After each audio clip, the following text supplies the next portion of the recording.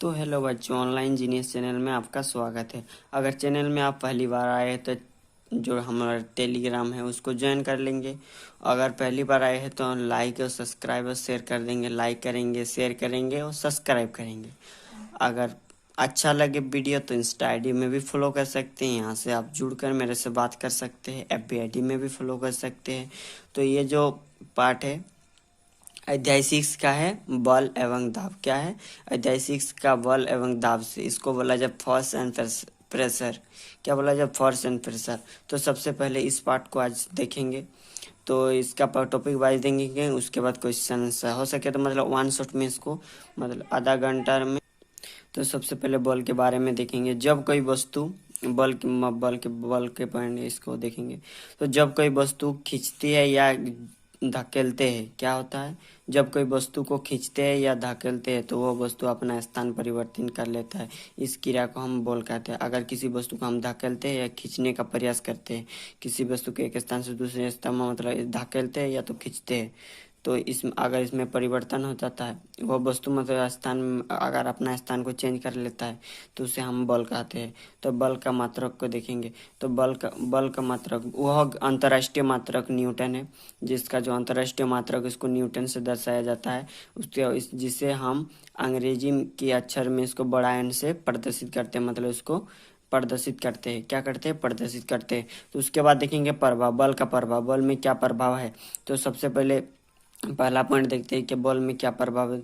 बल किसी वस्तु को एक विराम अवस्था से गतिशील वस्तु में ले जा सकता है। अगर कोई वस्तु अगर विराम अवस्था में है तो उसको हम बल के जरिए उसको गतिशील में कर सकते हैं। उसका जो दूसरा पॉइंट, जब किसी वस्तु को गतिशील अवस्था से हम अगर किसी वस्तु अगर गतिशील में है मतलब गतिशील में है तो हम उसको विराम अवस्था में भी ला सकते हैं। कोई मान लीजिए हम किसी अगर साइकिल चला रहे हैं तो क्या हो, गति में अगर उसको हम साइकिल को मतलब ब्रेक करके उसको स्लो भी कर सकते हैं, तो उसको क्या में हम अब विराम अवस्था में भी ला सकते हैं। तो इस प्रकार से समझ सकते हैं। उसके बाद जो बल किसी वस्तु को चलाने का परिवर्तन करते हैं, जो कर सकते हैं मतलब जो बल जो होता है किसी वस्तु को चलाने में परिवर्तित कर सकता है, मतलब एक स्थान से दूसरे स्थान जाने में, चलने में परिवर्तित कर सकता है।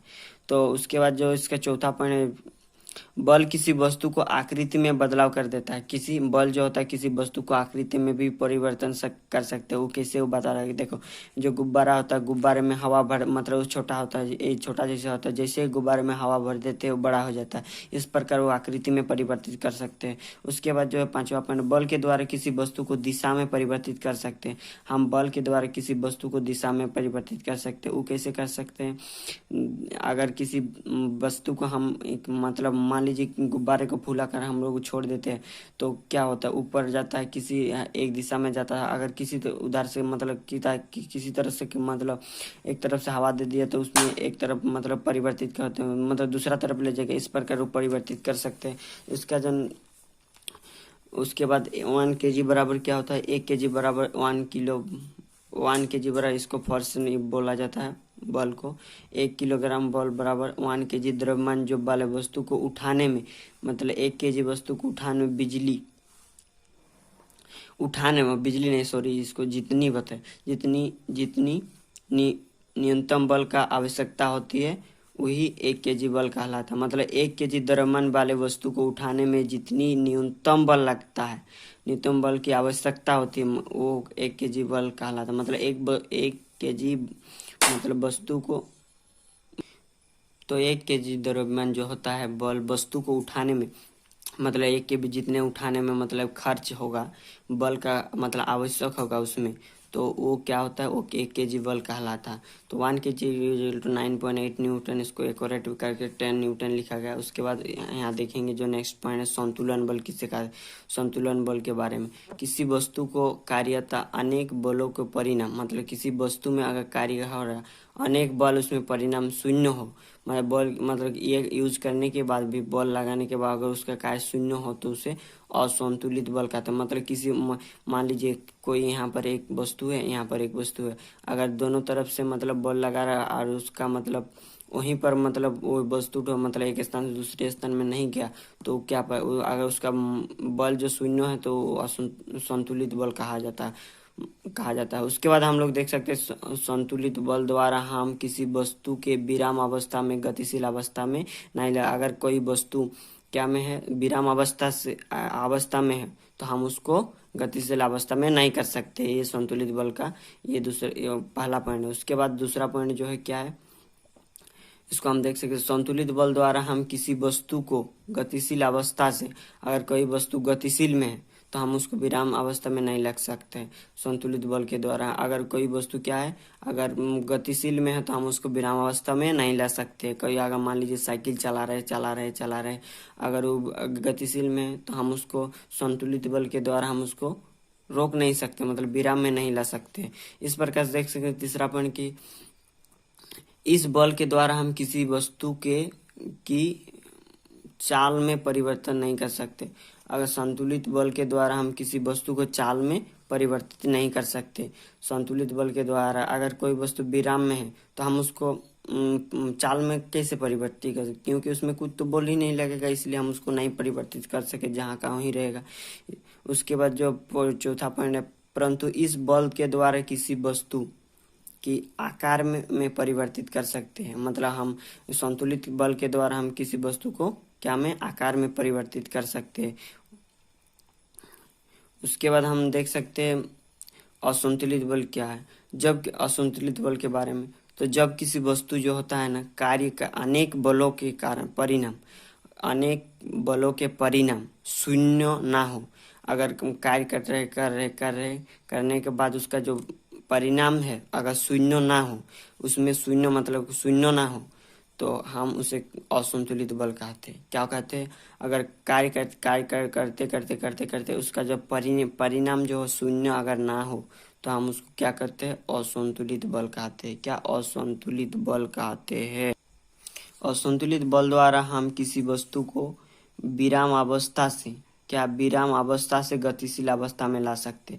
असंतुलित बल के द्वारा हम किसी वस्तु को क्या कर सकते हैं, अगर विराम में है वस्तु, विराम अवस्था से हम उसको गतिशील अवस्था में ला सकते हैं। कैसे, मान लीजिए कई गाड़ी, यहाँ पर एक कार खड़ा है तो क्या है, विराम अवस्था में, अगर उसको हम धकेल देंगे तो वो चलने लगे, तो इस प्रकार से हम उसको विराम अवस्था से गतिशील अवस्था में ले जा सकते हैं। उसके बाद असंतुलित बल द्वारा हम गतिशील वस्तु को विराम अवस्था में ला सकते हैं। मतलब असंतुलित बल द्वारा हम गतिशील वस्तु को क्या विराम अवस्था में भी ला सकते हैं। अगर कोई कार चल रहा, मतलब ऐसे धीरे धीरे चल रहा, तो धीरे धीरे चल रहा, तो हम अगर उसके विपरीत दिशा में जाकर उसको मतलब रोकने का प्रयास करेंगे तो रुक जाएगा। इस प्रकार वो विराम अवस्था में भी आ सकता है। उसके बाद इसका तीसरा जो पॉइंट है, इस बल द्वारा हम किसी वस्तु को चाल में परिवर्तित कर सकते हैं। कि क्या के द्वारा हम इस वस्तु के द्वारा हम चाल में भी परिवर्तित कर सकते हैं। किस प्रकार से, अगर इसका उदाहरण देखेंगे तो इसका उदाहरण ये भी हो सकता है, मतलब मान लीजिए हम साइकिल को कहीं पर खड़े हैं और उसको किसी तरह से मतलब ऐसे धकेल देंगे तो एक स्थान से दूसरे स्थान चला जाएगा। इस प्रकार वो चाल में क्या होगा, परिवर्तित हो गया। इस प्रकार से हम उसको मतलब समझ सकते हैं। असंतुलित बल द्वारा हम किसी वस्तु को दिशा में परिवर्तित कर सकते हैं। क्या दिशा में भी परिवर्तित कर सकते हैं असंतुलित बल के द्वारा। अगर कोई वस्तु, कार को हम ऐसे करके ले जा रहे तो उसको हम असंतुलित बल के द्वारा, मान लीजिए किसी तरह से दूसरी तरफ से कार आके उसको ठोक देने के बाद क्या उसका दिशा में परिवर्तन हो सकता है। तो ऐसा तो नहीं होगा, लेकिन ये उदाहरण देने के लिए, आपको समझाने के लिए हम उदाहरण एग्जांपल दिए, तो उसको ऐसा करके तुम भी समझ सकते हैं। तो उसके बाद संपर्कित बल देखो, जब एक वस्तु क्या होता है, एक वस्तु दूसरे वस्तु पर सीधे भौतिक संपर्क द्वारा बल लगता है तो उसे संपर्कित बल कहते हैं। मतलब मान लीजिए कुछ एक वस्तु यहाँ पर है, अगर उसमें हम संपर्क के द्वारा, मतलब किसी तरह उसमें धक्का देंगे या कुछ किसी कारण वस्तु के द्वारा अगर उसमें एक प्रकार का बल ये हो जाता है, तो उसमें मतलब क्या संपर्क, मतलब उसको टच करके मतलब एक स्थान से दूसरे स्थान में ले जा रहे हैं, तो इस प्रकार से हम समझ सकते हैं सीधे, मतलब उसमें दूसरे क्या, जब एक वस्तु दूसरे वस्तु को सीधे भौतिक संपर्क द्वारा बल लगाता है तो उसे संपर्कित बल कहते हैं। मतलब बाह्य बल उसमें कार्य करेगा। इस प्रकार से हम समझ सकते हैं। तो संपर्की बल का प्रकार जो है ना क्या है, मांसपेशिया बल और घर्षण बल। मांसपेशियों के इसका जो दो प्रकार है, मांसपेशिया बल और घर्षण बल, इसको नीचे देखेंगे। यहाँ से मांसपेशिया बल क्या है, जब किसी वस्तु पर हमारे मांसपेशिया द्वारा बल लगाया जाता, जब किसी वस्तु को हमारे मांसपेशिया द्वारा बल लगाया जाता तो इस प्रकार के वस्तु को हम मांसपेशिया बल कहते हैं। जैसे टेबल को खींचना, मान लीजिए कहीं स्थान पर एक टेबल रखा हुआ, अगर टेबल के एक स्थान से दूसरे स्थान खींच के लाए जाएंगे तो वो किसके द्वारा, हम लोग मांसपेशियों के द्वारा होता है। तो इस प्रकार से हम समझ सकते हैं कि मतलब मांसपेशिया का बल के बारे में। तो इसका जो नेक्स्ट पॉइंट क्या देखेंगे, घर्षण बल। घर्षण बल, जब एक पिंड दूसरे पिंड को गतिमान या गतिमान करने की कोशिश करता है, मतलब एक मान लीजिए किसी वस्तु अगर दूसरे वस्तु उसको गतिमान या गतिमान करने की अगर कोशिश करता है, उसके तलों के बीच उपस्थित बल एक दूसरे को सापेक्ष गति का विरोध करता है, तो इस प्रकार के बल को घर्षण बल कहते हैं। मतलब मान लीजिए कोई भी हम जो ट्रॉली बैग होता है ना, उसको हम लोग क्या करते हैं, खींच के ले जाते हैं। अगर उसमें एक प्रकार का नीचे में एक घर्षण बल लगता है, उस बल को घर्षण बल का मतलब विपरीत आने में ये किया करता है, बल मतलब विपरीत बल को ये करता है, तो उसको हम लोग घर्षण बल कह सकते हैं। उसके बाद यहाँ से देखते हैं असंपर्कित बल क्या है, जब एक वस्तु दूसरे वस्तु पर बिना भौतिक संपर्क के बल लगता है तो उसे असंपर्कित बल कहते हैं। जब मतलब उसमें मतलब बाहर से उसमें ये नहीं होगा, मतलब बिना छुए, जैसे क्या बोलते, बिना भौतिक संपर्क, मतलब बिना उसमें भौतिक संपर्क के बल को लगता है तो उसे असंपर्कित बल कह सकते हैं। उसके बाद हम लोग देख सकते हैं असंपर्कित बल के 3 प्रकार है। असंपर्कित बल के प्रकार जो है 1, 2, 3। तो स्थिर विद्युत बल, गुरुत्वाकर्षण बल और चुंबकीय बल।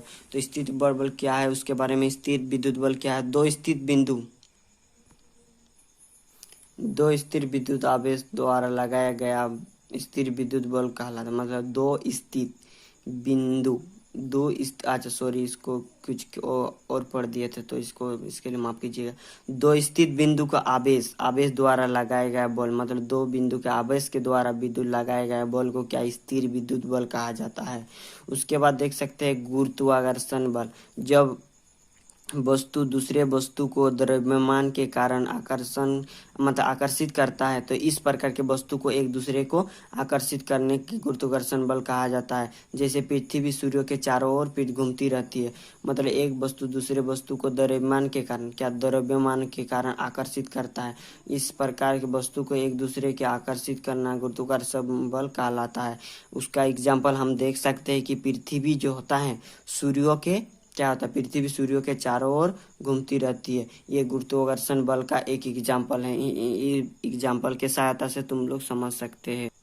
यह गुरुत्वाकर्षण बल के कारण होता है। क्या के कारण होता है, गुरुत्वाकर्षण बल के कारण होता है। उसके बाद देखेंगे चुंबकीय बल, उसका तीसरा पॉइंट है।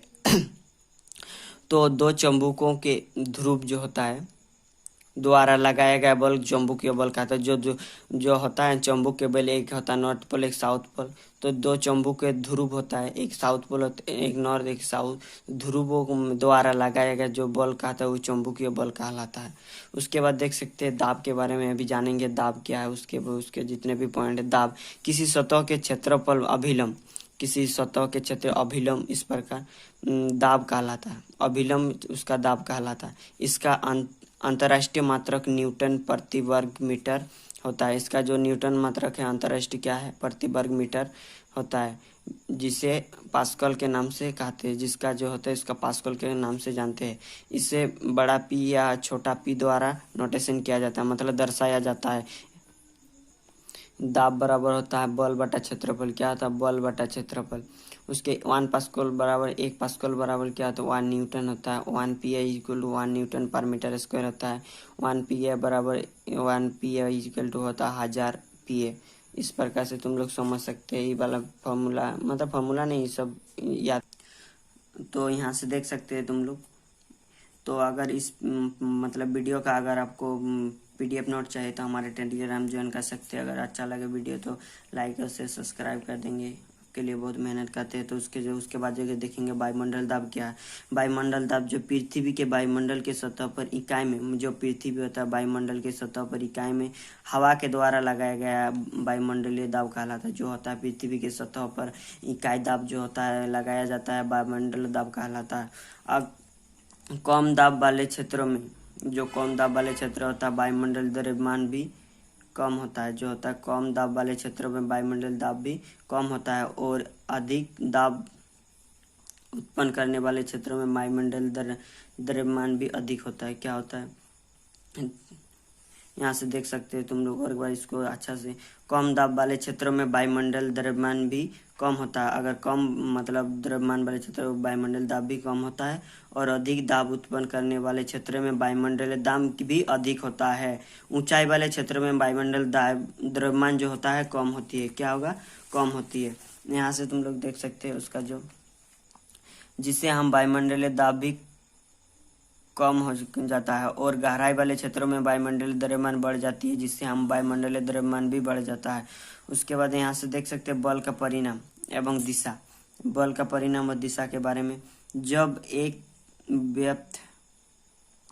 व्यक्ति किसी वस्तु पर बल लगाता है तो वह उस वस्तु पर अधिक बल लगाता है। मतलब अगर बल लगाता है, उसी तरह से हम छोटे बच्चे उस वस्तु पर ही कम बल लगाता है।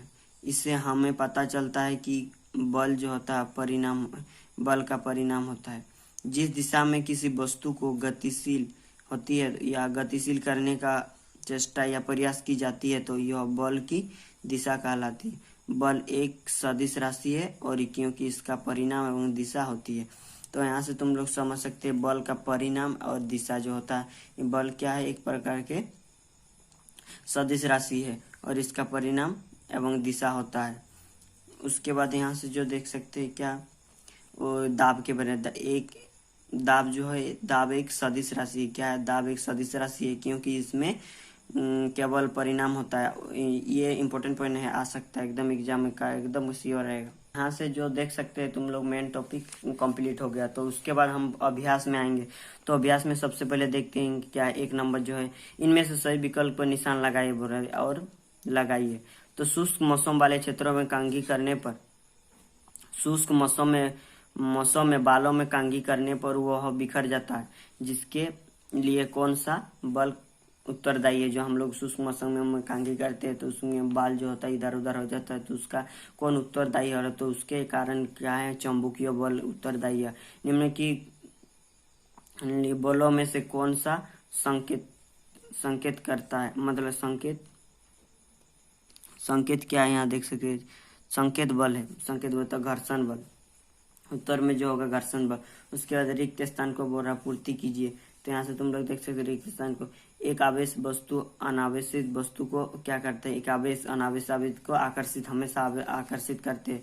एक सुचालक एवं उत्तरी ध्रुव और दूसरी चुंबक के उत्तरी ध्रुव को क्या करते हैं? देखो, एक नॉर्थ पोल और नॉर्थ पोल क्या होगा? हमेशा प्रतिकर्षित करता है।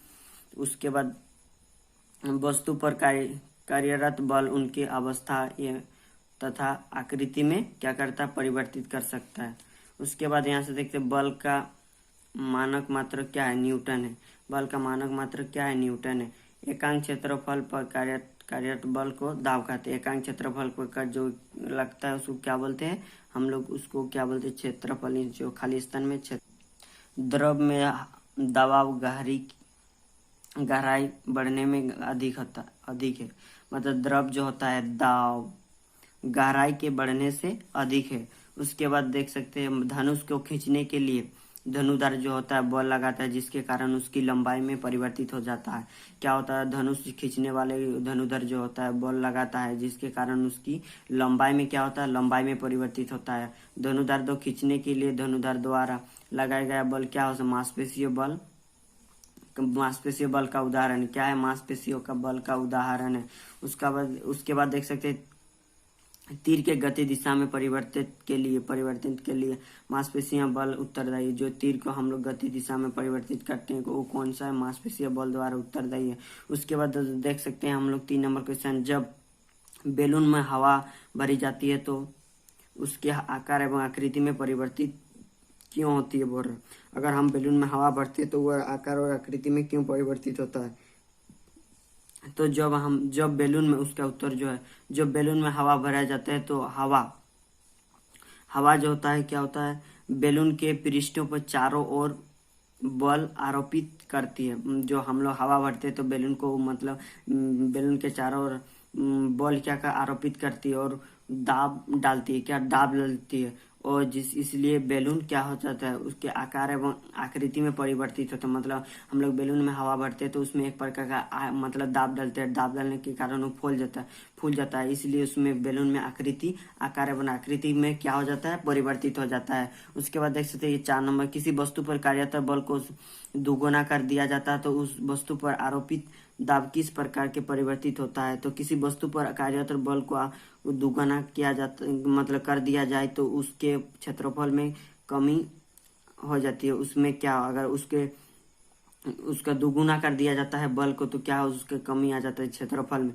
तथा इससे दाब को बढ़ाया जाता है, वो दाब को बढ़ाया जाता है। यहाँ से उसका देख सकते हैं क्या, दाब इक्वल टू होता है बल बटा क्षेत्रफल।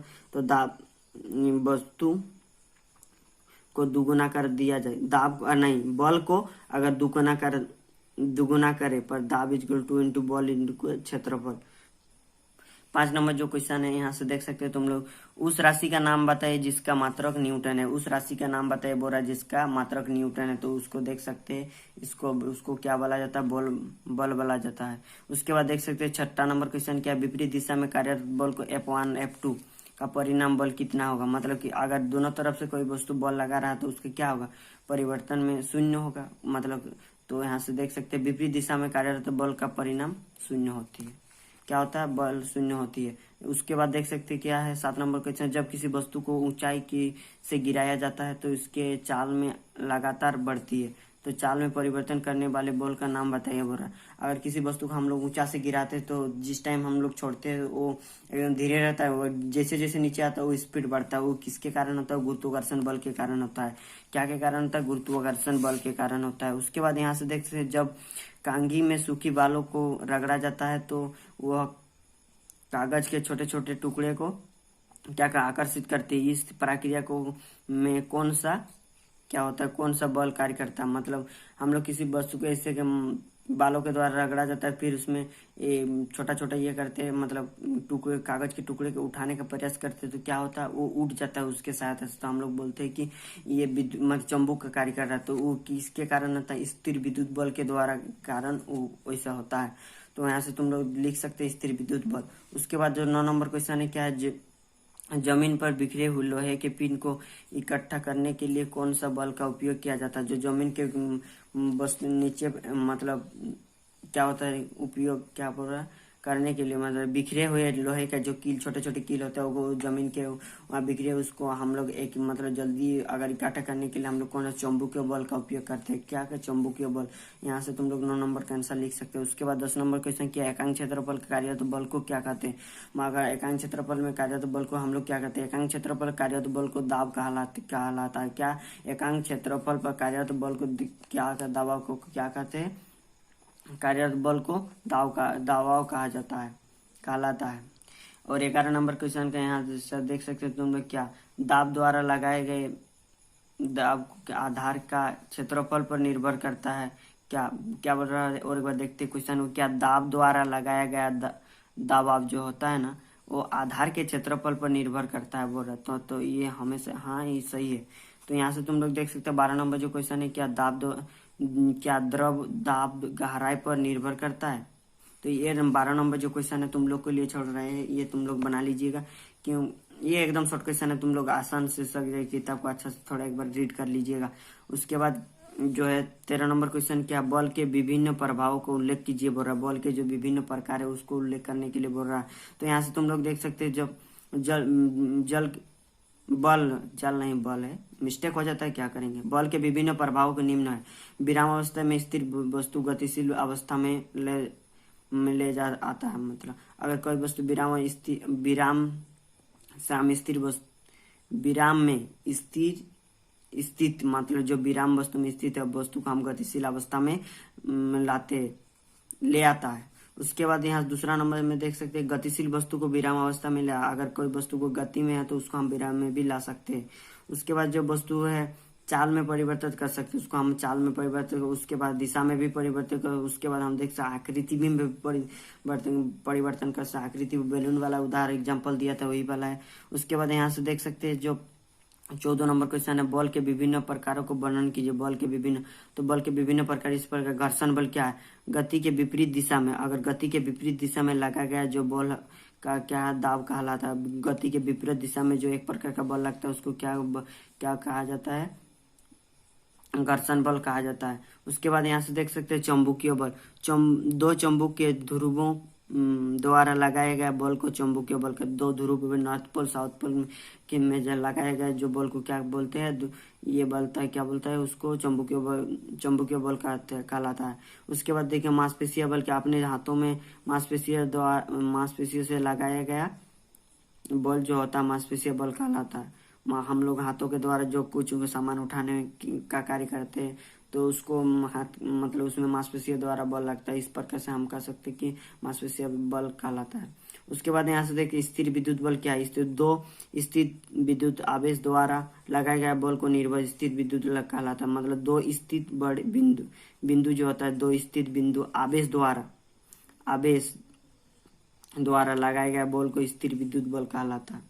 उसका जो 5 नंबर गुरुत्वाकर्षण बल है, एक वस्तु दूसरे वस्तु को द्रव्यमान के कारण आकर्षित करता है। जो एक वस्तु होता है दूसरे वस्तु को द्रव्यमान के किसके कारण? उसके भार के कारण, द्रव्यमान के कारण क्या करता है? द्रव्यमान के कारण आकर्षित करता है और गुरुत्वाकर्षण बल कहलाता है। क्या कहलाता है? गुरुत्वाकर्षण बल कहलाता है। उसके बाद यहाँ से देख सकते हैं 5वां नंबर 15 क्वेश्चन, जो 15 नंबर मांसपेशी बल क्या है? मांसपेशियां बल क्या है? इसका उदाहरण लिखिए बोल रहा। मांसपेशियां बल क्या है? उसका उदाहरण, जब किसी वस्तु द्वारा हमारे मांसपेशियों द्वारा बल लगाया जाता है तो इस प्रकार के बल को हम मांसपेशियां बल कहते हैं। उदाहरण के लिए चलना दौड़ना, हम लोग कोई भी कार्य करते हैं तो हमारे क्या चलते हैं, दौड़ते हैं और खेलते हैं। खेलने से जो हमारा मांसपेशियों द्वारा लगता है इस प्रकार के बल को हम लोग क्या कहते हैं? मांसपेशियां बल कहते हैं। यहाँ से देख सकते हैं तुम लोग अच्छा से। अगर वीडियो अच्छा लग रहा है तो लाइक से सब्सक्राइब कर देंगे। अगर चैनल में पहली बार आए हैं तो मतलब टेलीग्राम ज्वाइन कर लेंगे। इम्पोर्टेंट नोट यहाँ से मिल जाएगा तुम लोग को। ये वाला जो क्वेश्चन है 16 नंबर, ये बहुत इंपॉर्टेंट क्वेश्चन है, इसको अच्छा से समझ लीजिए। बल क्या बोल रहा है? असंपर्कित बल तथा असंपर्कित बल की परिभाषा लिखिए। संपर्कित बल के बारे में बताने बोल रहा है और संपर्कित और असंपर्कित बल की परिभाषा लिखने के बल कहा जा रहा है। तो यहाँ से तुम लोग देख सकते हैं जब कोई वस्तु को हम खींचते या धकलते हैं तो वह वस्तु अपना स्थान परिवर्तित करते, उसे बल कहते हैं। मतलब किसी वस्तु को हम खींचते या धकेलते क्या कि धकेलते तो वो वस्तु अपना स्थान परिवर्तन करता है, उसे हम बल कहते हैं। उसके बाद हम संपर्कित बल क्या है? जब एक वस्तु को दूसरे वस्तु पर सीधे भौतिक संपर्क बल लगता है तो उसे संपर्कित बल का मतलब जब एक वस्तु दूसरे वस्तु को सीधे भौतिक मतलब उसमें कुछ टच करके मतलब ये करते हैं, संपर्कित करके बल लगता है तो उसे संपर्कित बल कहते हैं। अगर किसी वस्तु को किसी दूसरे वस्तु को उसके बिना भौतिक संपर्क, उसमें बिना छुए या बिना ये टच किए बल लगता है तो उससे असंपर्कित बल कहते हैं। जैसे उसे चुंबकीय स्थिर विद्युत बल कहा जा सकते हैं, उसका उदाहरण ले सकते हैं। उसके बाद हम लोग यहाँ देखेंगे संतुलन और असंतुलन बल क्या है। संतुलन और असंतुलन के बारे में तो सबसे पहले देखें संतुलन। किसी वस्तु पर कार्यरत अनेक बलों का परिणाम शून्य होता है। क्या होता है? किसी वस्तु पर कार्यरत अनेक बलों का परिणाम शून्य होता है, उसे संतुलन बल कहते हैं। असंतुलित बल क्या है? किसी वस्तु पर कार्यरत अनेक बलों का परिणाम जो होता है, अनेक बलों का परिणाम क्या होता है? शून्य ना होता है। अगर क्या होता है? अनेक बलों का परिणाम जो होता है शून्य नहीं होता है तो उसे असंतुलित बल कहते हैं। यहाँ से तुम लोग देख सकते हैं। तो 8वां नंबर क्वेश्चन देख सकते हैं यहाँ से। एक धराधर चाकू जो मतलब धराधर वाला चोखो वाला उसको बोला जाता है, तो धराहीन और जिसमें उसमें मतलब धार नहीं होता, धराहीन चाकू जो अपेक्षा वस्तुओं को क्या आसानी से काटता है, क्यों? तो उसका तर्क में मतलब अपने भाषा में दीजिए बोल रहा। तो धराहीन चाकू क्या अपेक्षा धराधर चाकू का जो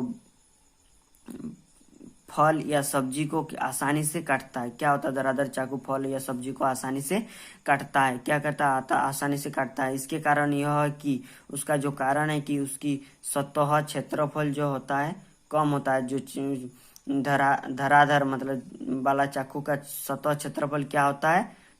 कम होता है और उसके द्वारा लगाया गया दाब अत्यधिक होता है और उसके द्वारा लगाया गया जो बल होता है अत्यधिक होता है। इसलिए उसको आसानी से हम लोग काट सकते हैं किसी फल को। और उसका मेन कारण यही उसका क्षेत्रफल कम होता है, मतलब उस दरार ये चाकू से इसलिए उसको आसानी से हम लोग काट सकते हैं। उसके बाद 19 नंबर क्वेश्चन देख सकते हैं यहाँ से, वायुमंडलीय दाब क्या समझते हैं? इसका क्या कारण दे बोल। तो वायु के द्वारा किसी बिंदु पर आरोपित दाब को वायुमंडलीय दाब कहते हैं। कि वायु द्वारा किसी बिंदु पर आरोपित बल जो होता है, वायु के आरोपित बल को दाब को वायुमंडलीय दाब कहते हैं। उसके बाद यहाँ जो कम दाब वाले क्षेत्रों में वायुमंडलीय द्रव्यमान जो भी कम होता है, कम द्रव्यमान वाले क्षेत्र पर मतलब उसका वायुमंडलीय द्रव्यमान कम होता है। और अधिक दाब उत्पन्न करने वाले क्षेत्रों पर वायुमंडलीय द्रव्यमान भी अधिक होता है। उसके बाद यहाँ से हम लोग देख सकते हैं 20 नंबर क्वेश्चन क्या है, उदाहरण द्वारा उल्लेख करें कि दाब जो होता है कार्यरत बल के क्षेत्र पर निर्भर करता है। क्या? कार्यरत बल के यहाँ पर क्षेत्र पर जब कुछ किलो को एक साथ हथेली पर लकड़ी के तरत्ते पर दबाया जाता है तो कीले लकड़ी के तरत्ते के भीतर नहीं जाती है। क्या? उसके भीतर नहीं जाता है क्योंकि उनके कीलों का मिलकर संपर्क सतह क्षेत्रफल अधिक होता है। क्या होता है? उसके संपर्क सतह क्षेत्रफल अधिक होता है। केवल एक ही कील को हथेली के सहारे समान बल से लकड़ी के ये तो क्या जो है रे लकड़ी के त्रौबे पर दबाने पर कीले लकड़ी के भीतर चली जाती है। मतलब किसी लकड़ी के उसके दबाएंगे ना तो क्या होता है, उसके दबाने से कीले के लकड़ी के भीतर चली जाती है। एक कील के संपर्क के सतह क्षेत्रफल कम होते हैं कारण एकांक क्षेत्रफल क्या होता है? कार्यरत बल का मान अधिक होती है। ये वाला क्वेश्चन हम नेक्स्ट वीडियो अगर आएगा ना, इसका नेक्स्ट वाला वर्जन उसमें अच्छा से बताएंगे। वो वाला जो है उसको थोड़ा गड़बड़ जैसा हो गया इसलिए। तो इसका 21 वाला देखिए, इसका चुंबकीय बल का एक प्रयोगशाला का उदाहरण दीजिए बोरा। जो चुंबकीय बल का एक प्रयोगशाला का उदाहरण दीजिए बोरा। तो एक चुंबक लेकर उसे लोहे या स्टील का जो पिन होता है उसको नजदीक ले जाने पर हम देखते हैं कि पिन के चुंबक का आकार चिपक जाती है। क्या होता है? अगर पिन किसी चुंबक के क्षेत्र पर उसके सामने ले जाएंगे तो वो चिपक जाती है। उसके बाद चुंबक द्वारा पिन पर आकर्षित बल लगाया जाता है। क्या होता है? वो पिन पर एक प्रकार का बल लगता है, उसको क्या बोला जाता है? आकर्षित बल लगाया जाता है जिसे हम चुंबकीय बल कहते हैं। उसको हम चुंबकीय मतलब मान लीजिए कोई मैग्नेट है, चुंबक है, उसको एक पिन के उसके सामने लगा दे तो अपने आप खींच लेगा। तो इस प्रकार के जो बल लगाया जाता है उसे हम चुंबकीय बल कहते हैं। उसके बाद यहाँ से घर्षण बल क्या है? घर्षण बल एक संपर्कित बल तथा इसके व्याख्या कीजिए बोल रहा। तो जो है यहाँ से तुम लोग देख सकते हैं गति के विपरीत दिशा में लगाया गया बल को घर्षण बल कहता है। जमीन के मान लीजिए कोई सी ट्रॉली बैग को हमें एक तरफ से लुढ़काया तो उसके नीचे उसके विपरीत बल से एक प्रकार का बल लगता है, उसको हम घर्षण बल कहलाता है। यह एक संपर्कित बल है क्योंकि वो एक संपर्कित बल है क्योंकि उसमें थोड़ा देर संपर्कित है क्योंकि दो विपरीत बल लगने पर ही घर्षण बल कार्य का मतलब दो विपरीत बल लगने पर ही वो घर्षण ये कर रहा बल घर्षण बल कार्य करता है। तो उदाहरण यहाँ से तुम लोग देख सकते हैं, यदि एक गेंद मान लीजिए किसी गेंद को हम दलनुमा सतह से दलनुमा मतलब क्या बोलेंगे ढलान नहीं, उसके विपरीत वाला अप ऊपर तरफ है सतह से अगर धकेलते हैं तो क्या उसकी गति धीरे धीरे क्या होता है? कम होता है। मतलब गति जो होता है उसका धीरे धीरे क्या होता है? कम हो जाती है क्योंकि ढलान की सतह उस गेंद पर एक विपरीत बल लगती है। क्या होता है? ढलान की सतह पर एक प्रकार का क्या होता है? विपरीत बल लगती है। यही बल घर्षण बल कहलाती है। वीडियो तो बहुत लंबा हो गया रे तुम लोग का ये वाला, तो क्या करेंगे? तो चलो पूरा कर देते हो। 3 क्वेश्चन है। तो दाब की परिभाषा दीजिए एवं क्षेत्रफल तथा दाब के बीच क्या संबंध है। तो दाब का मात्रक और उल्लेख कीजिए बोल रहा था। दाब का परिभाषा दीजिए और उसका क्षेत्रफल तथा दाब के बीच क्या संबंध है उसको बताना, और दाब का मात्रक भी बताना, उल्लेख कीजिए बोल रहा। तो ये कितना 23। तो इसका आंसर देख सकते, दाब का एकांक क्षेत्रफल, कार्यरत बल को दाब कहते हैं। एकांक क्षेत्रफल कार्यरत बल को दाब कहते हैं। यहाँ से देख सकते हैं दाबा बल बटा फर्श, इसको क्षेत्रफल एरिया बोला जाता है। इसका एसआई मात्रक जो होता है पास्कल होता है। दिए गए बल के लिए संपर्कित सतह क्षेत्रफल जितना कम होता है दाब उतना ही अधिक होता है। जिसका संपर्कित क्रिया क्षेत्रफल जितना कम होगा, उसका जितना कम होगा दाब उतना ही अधिक होगा। क्षेत्रफल जितना अधिक होगा, क्षेत्रफल जितना अधिक होगा क्या होगा, दाब उतना ही कम होगा। और संपर्कित सतहों का क्षेत्रफल नियत होने पर बल के बढ़ने दाब बढ़ता है तथा बल को घटने से, बल क्या होता है, घटने से दाब क्या होता है, ये घटता है। इसलिए दाब आरोपित बल तथा बल के कार्य करने का क्षेत्रफल पर निर्भर करता है। मतलब इसलिए क्या होता है, दाब जो होता है आरोपित जो होता है उसमें बल लगता है, बल तथा बल को कार्यरत करने का क्षेत्रफल पर निर्भर करता है। यहाँ से उसके बाद देख सकते हैं क्या, स्कूल बैग में जो बच्चों का स्कूल बैग होता है उसमें चौड़ी पट्टी क्यों लगा रहता है, तो उसके बारे में यहाँ देख सकते हैं। स्कूल बैग जो होता है चौड़ी पट्टियाँ लगा होती है क्योंकि चौड़ी पट्टी क्षेत्रफल अधिक होता है। जो चौड़ी पट्टी उसमें क्षेत्रफल क्या होता है, अधिक होती है। तथा स्कूल बैग में वजन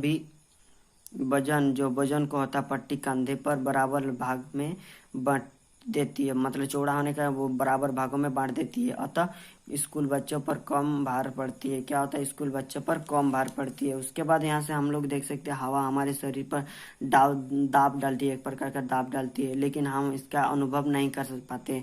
जो होता है हम लोग उसको अनुभव नहीं कर पाते। उसकी क्या है, इसका सामान्य रीजन यहाँ हम देख सकते हैं। हमारे शरीर पर लगने वाला जो आंतरिक दबाव है वो बाह्य दबाव लगभग बराबर होता है। जो हमारे शरीर में एक प्रकार का आंतरिक बल दाब होता है, उसके बाद बाह्य जो होता है, बाह्य से जो दाब हम लेके लगभग उस दोनों की क्या होता है, बराबर होता है। आंतरिक और बाह्य जो बल लगता है लगभग बराबर होती है। अतः हम कुल दाब का जो होता है उसका शून्य हो जाता है। क्या हो जाता है, शून्य हो जाता है।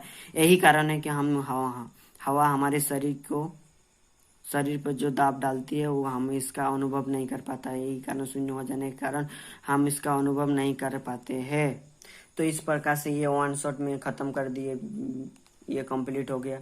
तो इसके बाद जो आएगा इसका एमसीक्यू क्वेश्चन आएगा, लगभग 50 में लाएंगे उसको। अगर चैनल में पहली बार तो टेलीग्राम ज्वाइन कर लें, इसका नोट आपको मिल जाएंगे टेलीग्राम चैनल में। अगर अच्छा लगे तो इंस्टा आईडी में फॉलो कर सकते हैं, वहाँ से तुम लोग इंस्टा से मेरे से बात कर सकते हो। यहाँ मेरा भी, यहाँ से भी फॉलो कर सकते हो, ऑनलाइन जिनिस ये मेरा चैनल है। अगर चैनल में पहली बार तो लाइक शेयर और सब्सक्राइब करेंगे, अपने स्कूल ग्रुप में भी डाल देंगे क्योंकि आपके लिए बहुत मेहनत करते हैं।